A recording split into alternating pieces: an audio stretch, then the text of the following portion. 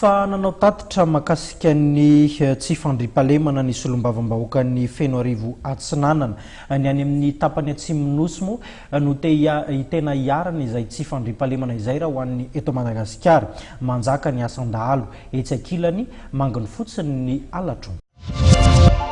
Ny fomba entina andrindrana lafo fandripahalemana no jeren'ireo mpizaika ao anatin'ny atrikasa ho an'ny indrindra safatsiroa ny sehatry ny fandripahalemana. Raha ny tatitra nataon'ny solombavambahoaka feno arivo atsinanana misy ny andraikitra kinina parlemanta ao anatin'ny fanavozana ny sehatry ny fandripahalemana. Manana lanja lehibe zany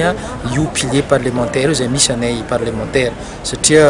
ohatra fotsiny nomeko le budget ho azo ho atokana ho an'ny RSS zany mandalo ao amin'ny assemblée nationale ary ny parlementaire zany afaka koa manara-maso andreny asany zany hoe zay rehetra anatin'izany sécurité eto Madagasikara zany. Raha mahafantatra fô mana RSS io zava-dehibe izy io satria aty en Afrika zany zao efa maromaro zany ny firenena zay efa manao an'io zay efa ahitana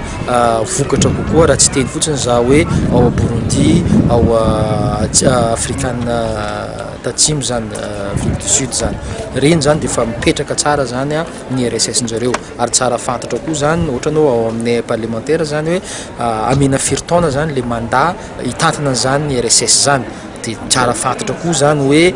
inona ny laharam-pahamena. No marian'ny solombavambahoaka Amady ihany koa fa ny fandripahalemana rehetra manerana ny nosy no jerena ary apetraka ho laharam-pahamehana any Atsimonosy izay anjakan'ny Alatromby sy Asandahalo.